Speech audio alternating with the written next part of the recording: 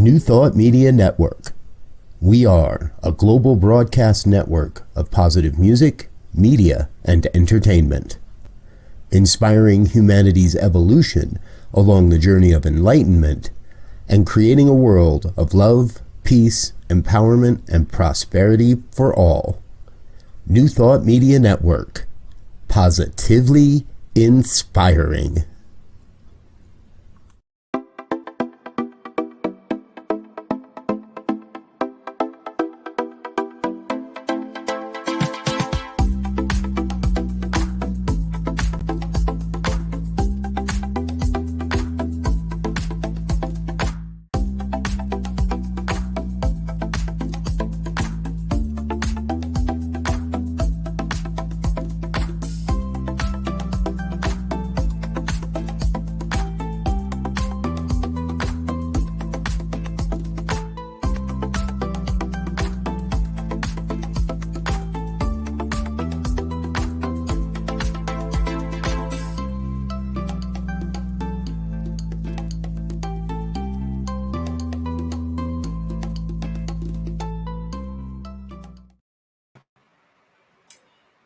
Hello, welcome. It's wonderful to have you all here again.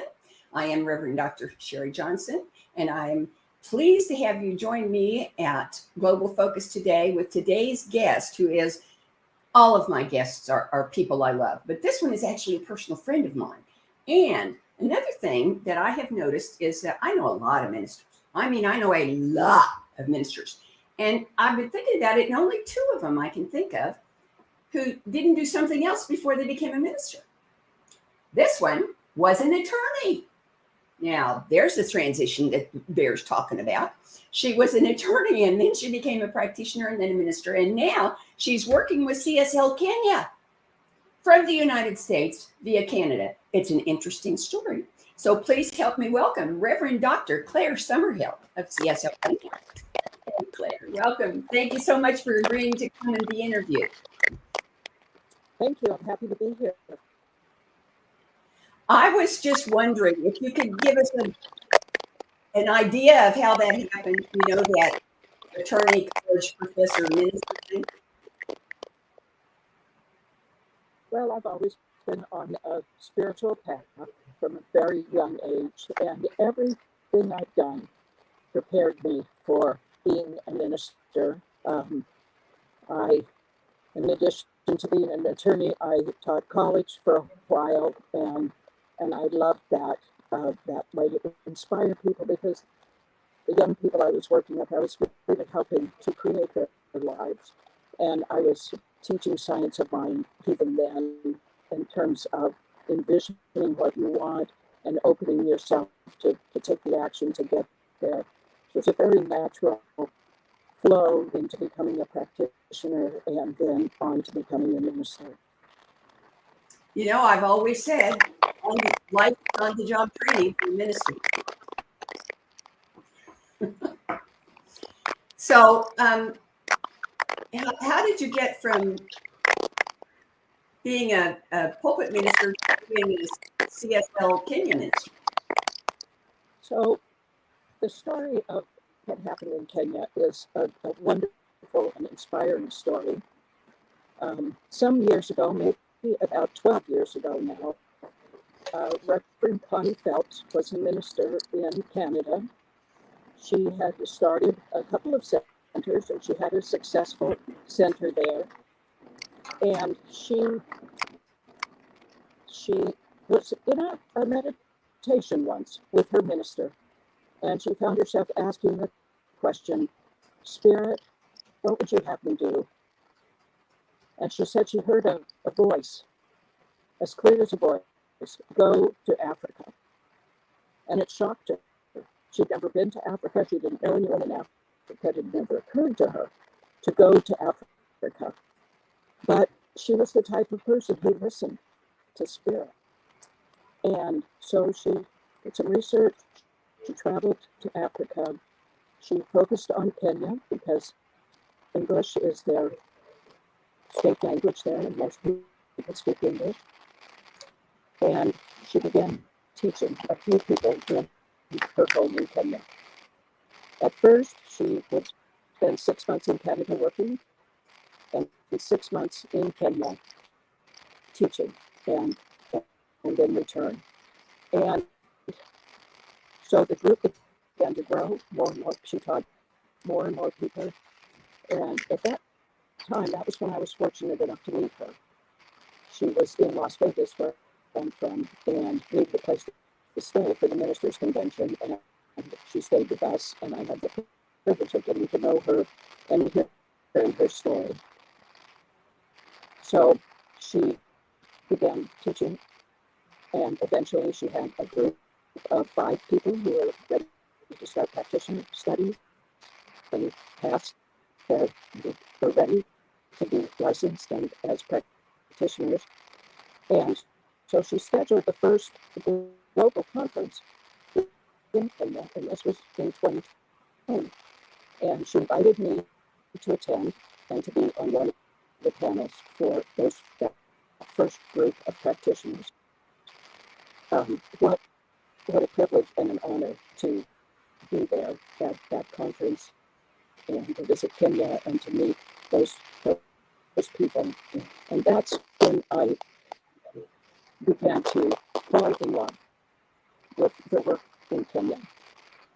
So now, only 3 years later, we are just getting ready to do the oral panels for our third group of practitioners. And when they pass, we will have 16 practitioners or 14 practitioners in Kenya, which is just an amazing gift. Reverend Connie got cancer and has now transitioned. We have 2 co-ministers in Canada now who travel to Kenya from time to time. Our goal in Kenya is to have a church in Kenya led by Kenyans. So now we have 3 students in ministerial school in Kenya, and are amazing people. I could just tell you just incredible stories. One of those students, I think has perhaps been on the show, Christine. And one of the stories I love best about her is in her village, which is a travel distance from Nairobi where she lives, but in her home village they didn't have any water. And so the women had to travel to carry the water every day from the neighboring village. And she decided that they should have a well in their village. It's an expensive endeavor. And she had no idea where the money would come from for that well. But she was so excited about it, and she began talking about it to everyone. And of course, we know how smart it unfolds, and sharing it. Someone she had talked to someone else who talked to someone else who said, I want to do that. I want to fund that well in Christine's way. And she did the ritual ceremony to dedicate that well. So at that time is when I began teaching classes in Kenya. The pandemic was actually a wonderful gift, because before that, many people had to travel for 2 hours after work to take a class, and then 2 hours back home. And now it's available through Zoom. And I believe last year we had about 112 students who participated. We can't hear you. Your voice is coming through very fuzzy and surrounded by static. Can you get closer to the microphone?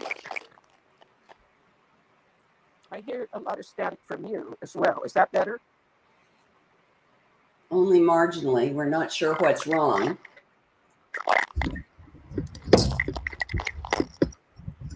Are you still getting static from me?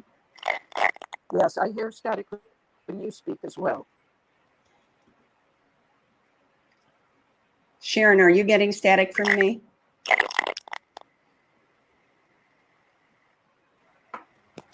Yes, I am.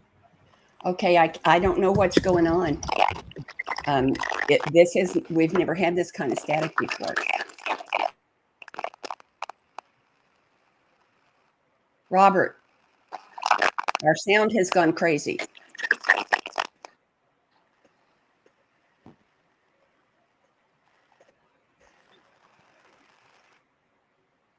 Talk again, Claire. All right. Is it any better now? It's very quiet, but it's not as staticky.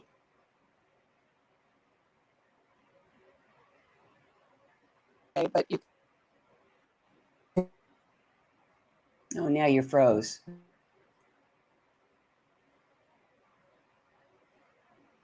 can hear me? No, I think we've got a bandwidth issue at your end.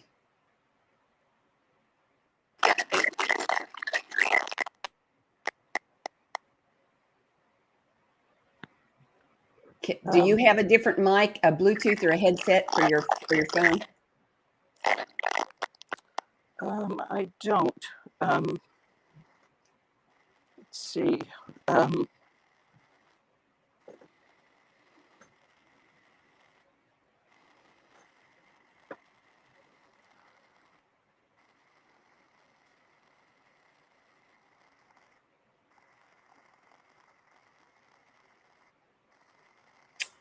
I could maybe Rats. ask. I could maybe ask somebody here if they have one.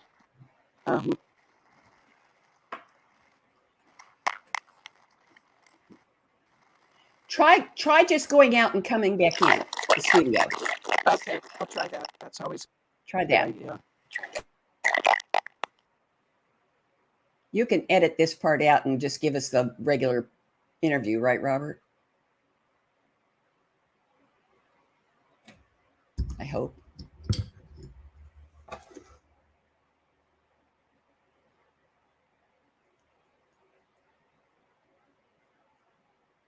So we'll be hanging on.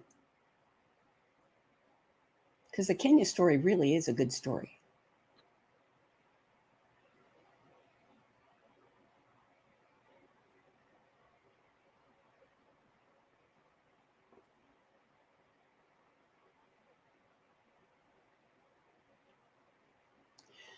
Well, what I love is that Reverend Dr. Claire now, was perfectly happy being a regular pulpit minister. Her church center lost their, I think, founding minister, and she was the interim minister while they searched and searched to find exactly the right minister to take over as the succeeding minister. And then she was kind of lost. She didn't know what to do or where to go, because the last thing the new minister wants is the interim minister still hanging around in their shadow. So she started looking around for something to do, and she got invited to Kenya. And it was one of those things where there was just an instant connection. The minute she met those people, she was just hooked. And it looks like maybe we've got her back. So let's see if we can get her in.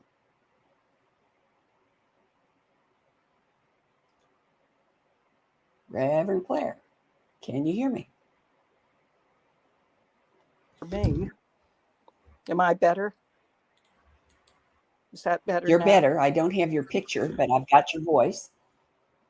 I touched camera. Let's see. Oh, no, there it is. Okay. There you are. Oh, that's much better. Okay. All right. Well, let me talk to you about. We don't know what went wrong, but back up and start over with how you got to Kenya, because it's a really cool story. Okay. So I mentioned about Reverend Connie Phelps. She was the one that was inspired to go to Kenya and start the work there, and started very small, teaching a few students in her home, and it's grown and grown. And last year we had, I think, about 120 students who took classes through Zoom. We taught, I think we had about 8 different classes, beginning classes, meditation classes, visioning classes, the practitioner classes. And the fascinating to me that many of the people in Kenya's story is very much like mine.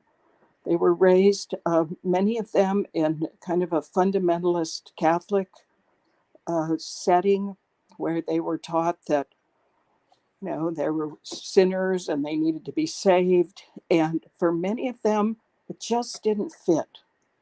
They just were uncomfortable with it and began to search and began to read Wayne Dyer and Carolyn Mace and different New Thought authors. And one of the first people, it's a fascinating story, a young man named Michael, who's a doctor who treats AIDS patients in Kenya. He actually found the Science of Mind book and was trying to read it and thought, I wonder if there's a group somewhere that is discussing this book that I could be part of.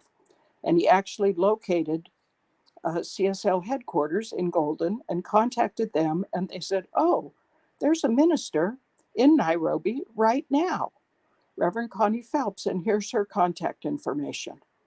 And so he contacted her, and that story is just repeated over and over again about how people have found us and been led to us. And Kenya is a country of extremes. There's extreme poverty, but there's also very wealthy places, and it's very traditional in terms of many of the beliefs. And yet the people there are ready and willing and eager to transform it. And that's why it's such a gift to work with them.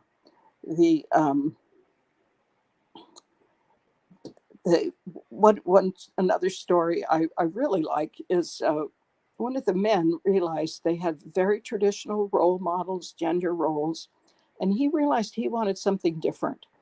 And he and his wife to be partners and to support each other and to work as partners rather than in these sort of restricted gender roles that everyone does. And so he thought he would start by helping his wife more. He would go into the kitchen and help her after the meals with cleanup and so on.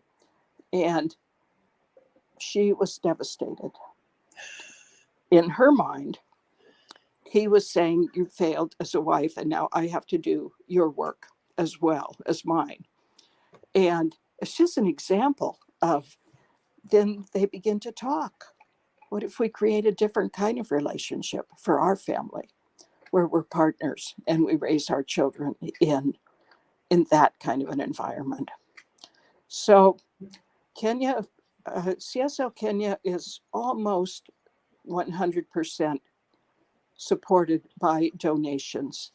We are, of course, working with the people in Kenya to teach them the principles of prosperity and to open themselves to abundance.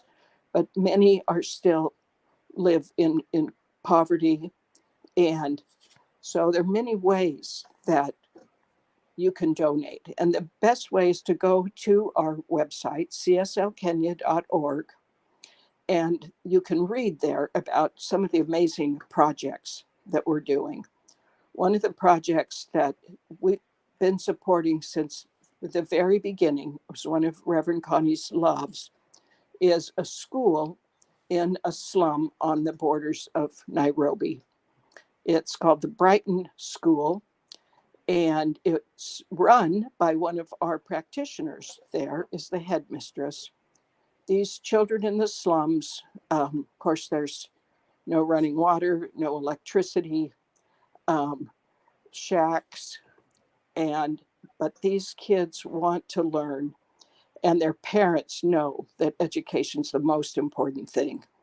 And for not sure what it is, it might be $100 now, you can provide a uniform and shoes, school supplies, school fees for a child for a year. We also have programs to provide food for the students at the school I was talking to one of the teachers one time, and many times the students may be there for 12 hours, like from 6 in the morning or 7 in the morning till 7 at night, because their parents have to leave the slums to go try to find work. They have classes from babies up, because if they don't have a place for the babies, the older children have to stay home and tend them while the parents are trying to work. So they bring the babies as well. This teacher was telling me that the children just get one meal in, which is lunch. And I said, that's an awfully long time for little ones to go. And his response just made me so sad. He said, well, they're used to it. Oh. And so a little bit goes so far, and we've been able to do many things at that school to help build a water tank so that they can have clean water delivered, and actually then even sell some of the water to make money for the school, to provide books and toys. And some of these children they'd never really seen toys.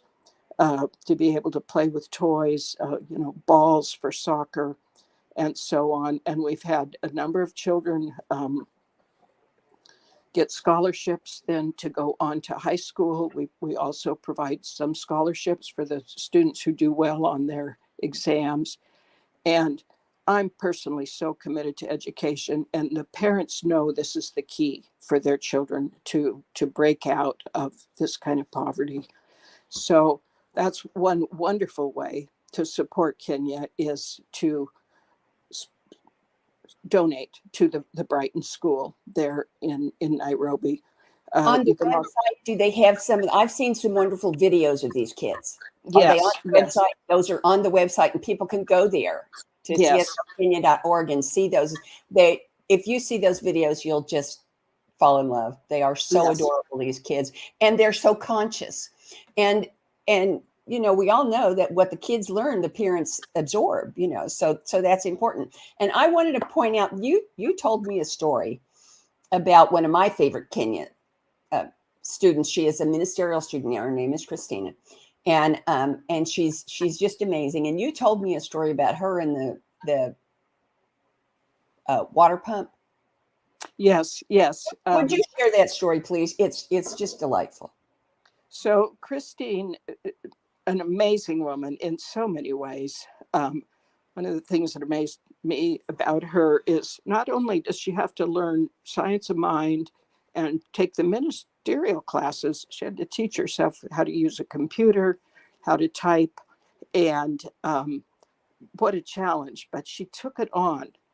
And in her village, her home village, they call it up country, where she would travel to where her family originated from. They didn't have a water source. They didn't have a well. The women or the older children had to walk every day to the neighboring village, which was a couple of miles away, and carry water back for the village. And Christine had an idea that her village needed a well.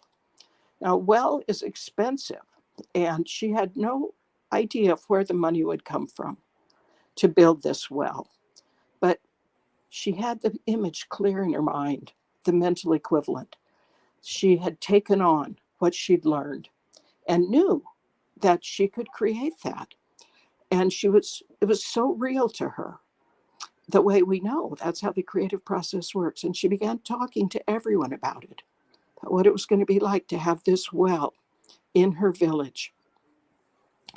And of course, as it happened, one person she talked to told the story to another person. That person told the story to another person. That person said, I want to do that. I want to fund that well, and provided the funding for it. And the pictures of that may also be on the website. When they dedicated that well and had a celebration, Christine created a ritual to celebrate when that well opened, and now the people have the water that they need. Many incredible stories like that of course, we all know that's how the creative process works. That's how spirit works. And the people in Kenya are eager and ready to learn. We don't, at this time, we don't charge the students in Kenya for the classes. All the teachers volunteer their services. We are working to teach them the principles of prosperity, and now some of the this is, are taking on the challenge of paying tithing, and that's big when you don't know if you're going to have money to feed your children, to trust in that way, and then to see the gifts that happen.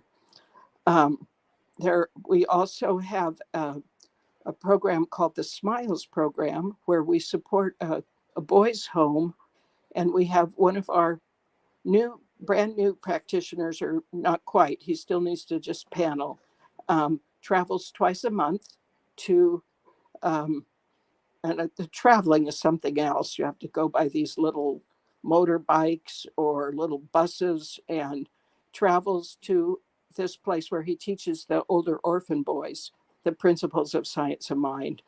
And they've planted a garden where they learned about seed, soil, and plant, and how that applies to the creative process. We also have a project where we're translating some science of mind books into Kiswahili, the language that's widespread in Africa. We really see the work spreading further and further.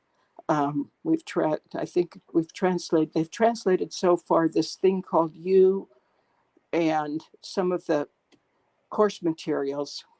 And that has been a fascinating project too, for even, we don't realize how much like vocabulary we have, and even words that we use all the time, like mind and consciousness, finding how do you translate that into another language. We also have an office in Nairobi with a library there, and it's difficult to ship things to Nairobi. So whenever anyone travels there, they'll take two big suitcases of 50 pounds that you can carry, and carry books and supplies. And I did that when I went to Kenya. I had two 50-pound suitcases full of things for the children and books and so on. So the if you go to our website, there's a place there to sign up for our newsletter. And that's one of the best ways to stay up to date on what's happening. The newsletter comes out about every other month with pictures of the projects that we're doing, updates, success stories. And What's your favorite success story from CSL Kenya?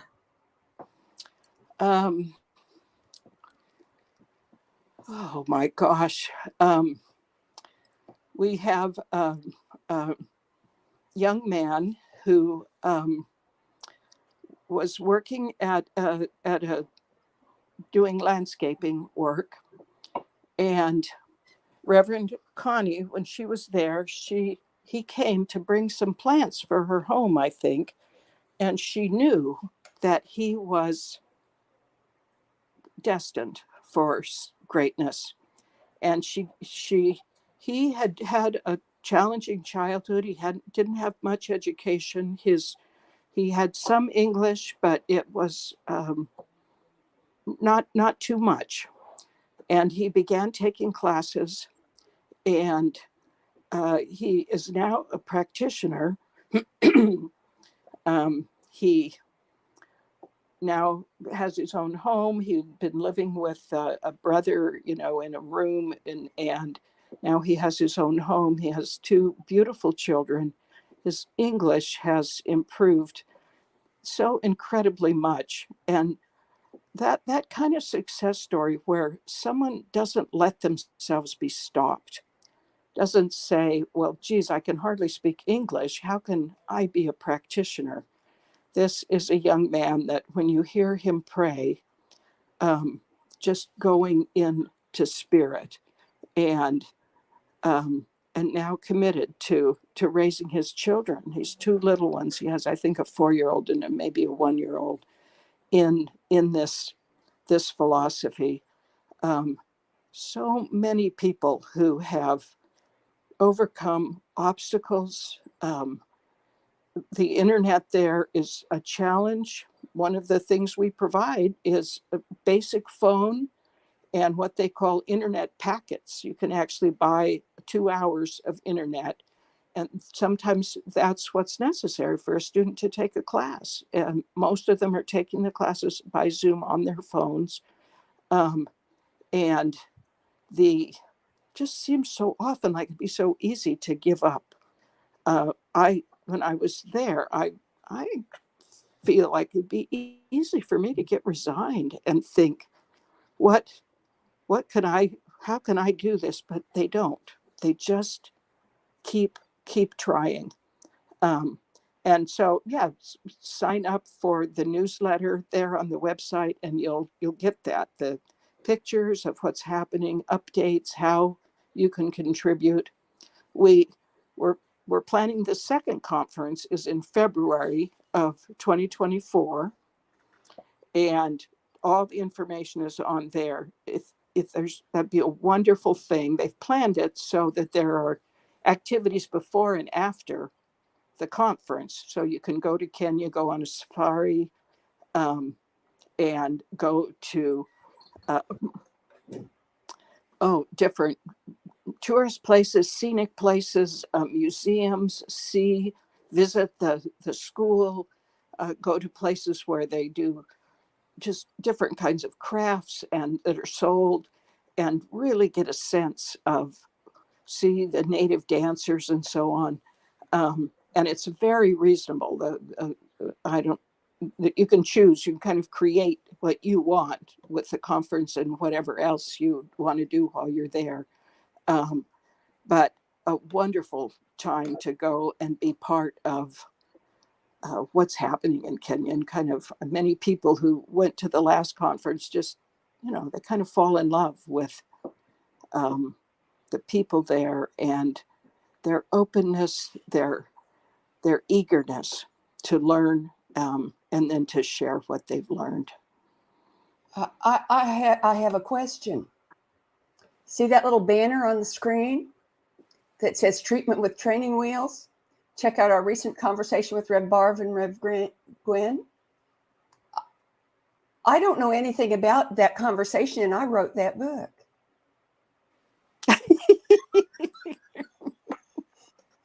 I don't either.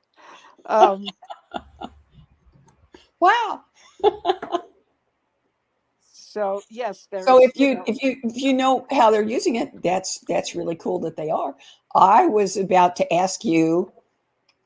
There's a question I ask everybody who comes on that I think is going to have a lot more impact. Your answer is going to have a lot more impact than other people's answers do.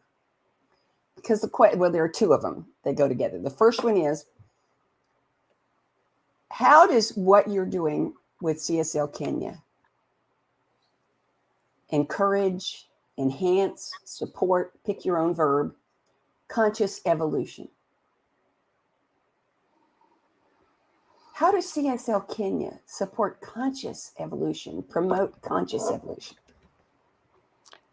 So, it's interesting. One immediate way is perhaps some of you have read or reviewed the new Advanced Consciousness Studies course that has replaced the first year of practitioner training. That course is written with such an expansive view, because Centers for Spiritual Living has kind of been a North American thing, United States and Canada. And I think just the fact that we're in Kenya and of course spreading to other places, we're all realizing, wow, this is so much bigger than simply our culture. And I just love reading that course. And it's very, when you talk about conscious evolution, being conscious that we are no longer just a North American organization, that we are worldwide. And the examples The scenarios need to address all of that. And so that's one thing. I think it's just made everyone more aware that they're much, much more beyond our North American perspectives and approaches. And it encourages us to be conscious of everyone. And what do other people need? What do people in Africa need? What do the people in Europe and South America need? And it's exciting to see CSL kind of expanding into that as we all evolve together. And then the Kenyans bring, I'm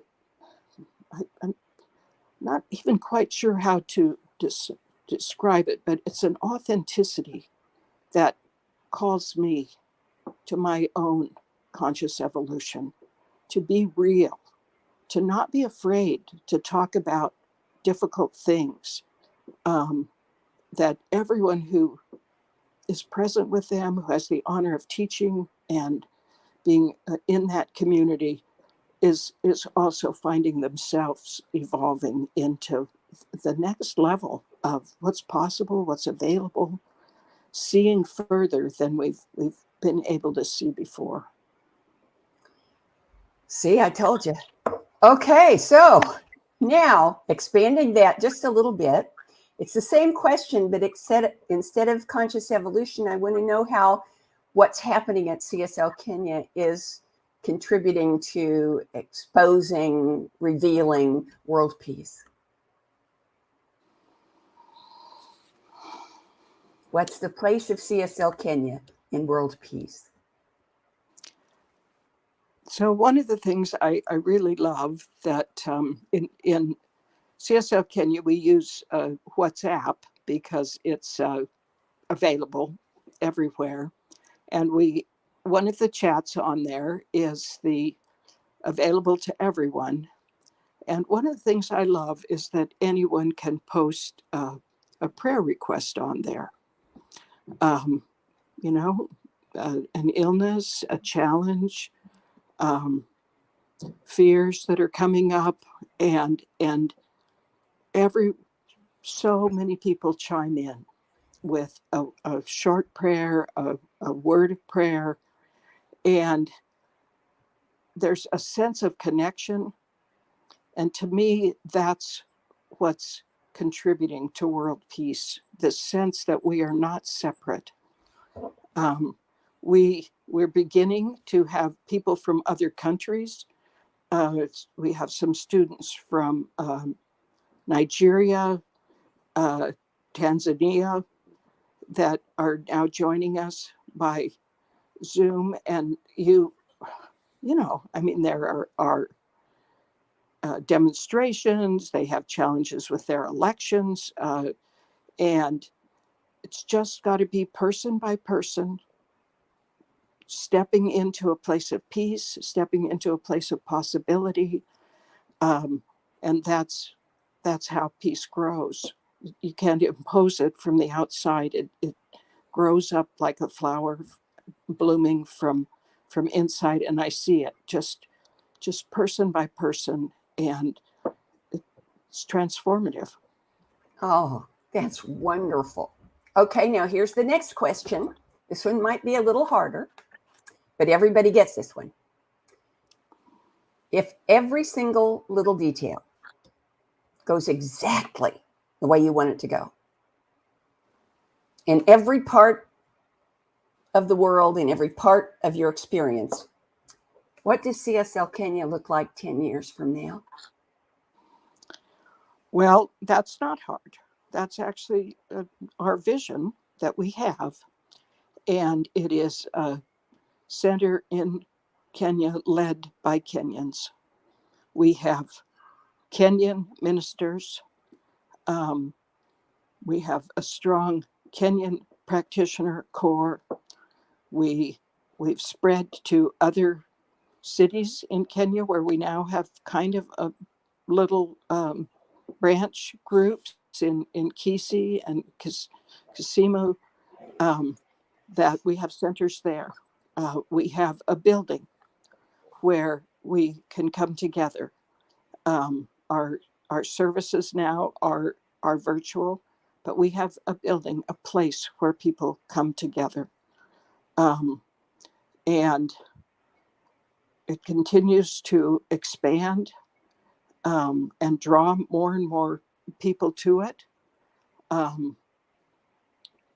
We love the support we're able to provide now, but it's our vision that we become less and less important. The people from North America that started and are teaching now, the classes are taught by Kenyans, by practitioners, by ministers. We are able to provide for more and more students to attend high school. High school is always at boarding school in Kenya, and it's that every student has the opportunity to do that wants to go and that meets the requirements.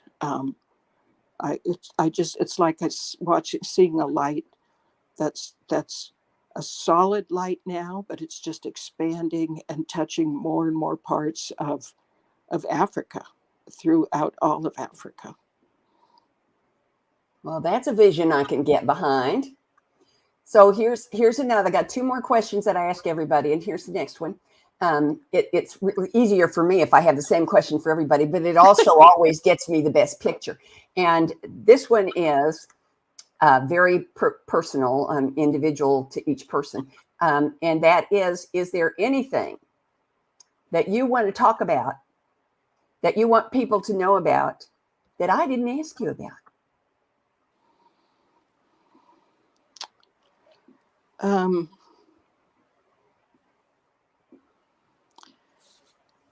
Just do get connected with Kenya. I think, if you get on that, just add your email address and get the newsletter, then every couple of months you're reminded, like, oh yeah, I was inspired by that. I wanted to do something to support that, whether it's, replacing the old wooden splintery pounded together desks where 5 kids were squished in with new desks so the kids have enough room to sit, or whether it's helping a student get a uniform or paying so that students can take the practitioner courses. So connect yourself so you don't forget what you're thinking right now.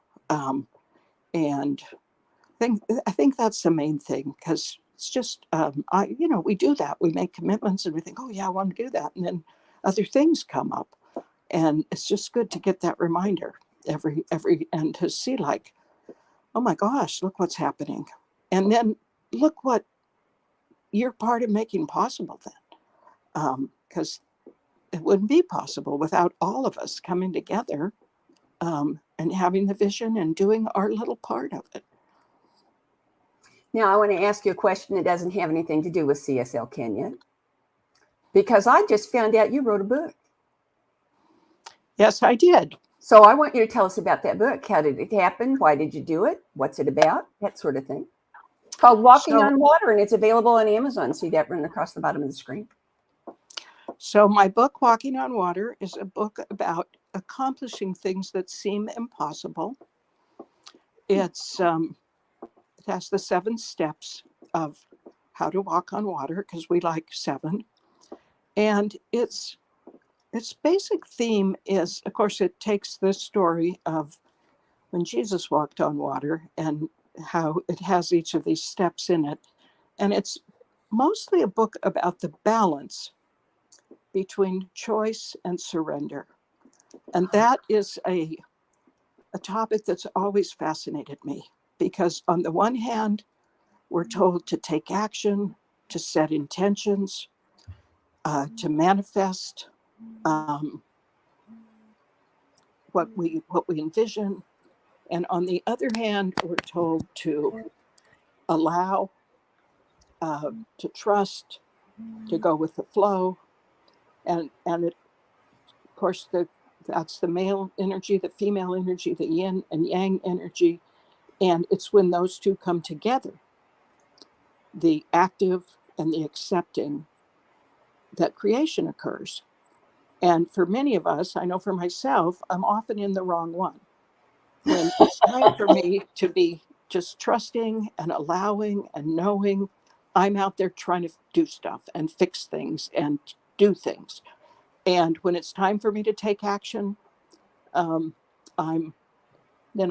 just waiting. And it's, so that's what the book's about, the balance between those two. And it's kind of represented by letting go of the boat is the surrender. Just let go and trust. But stepping out on the water in the direction of your dreams, that has to be definite.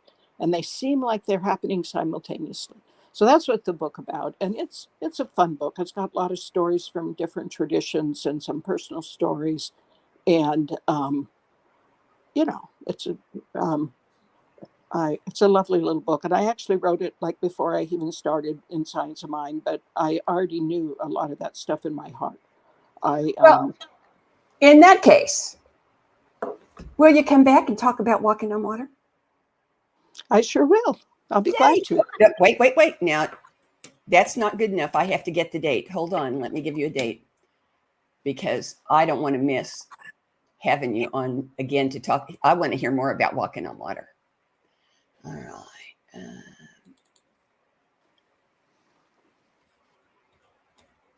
And the next date I have is April the 16th. Can I pencil you in? Sure. You got it. April the 16th. Reverend Dr. Claire Summerhill will be back to talk about how we can learn to walk on water. I think that's going to be a ton of fun. And next week we have, hold on, let me look up my next up note. Next week, we have Reverend Laura Topper from UK. And her organization is called Women of Power. So you don't want to miss it, whether you're a woman of power or not. If you're not, you might want to become one. If you're not, you might want to know how to deal with one. So join us next week for Reverend Laura Topper from the UK with Women of Power. Thank you so much for bearing with us as we dealt with our technical difficulties today. And have a wonderful week. Thank you again, Dr. Claire. See you soon. Amazing. Amazing,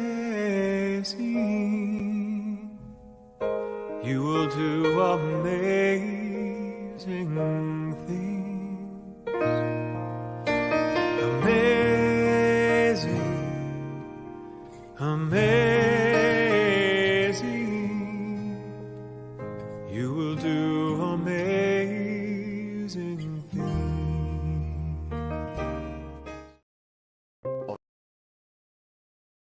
On behalf of everyone at New Thought Media Network, thank you for being a member of our virtual family. Your financial contributions help share the New Thought message with people from around the world. Please visit and contribute at www.ntmedia.org/donate. New Thought Media Network, come be you. And please like, share, and subscribe. Until next time, peace and blessings.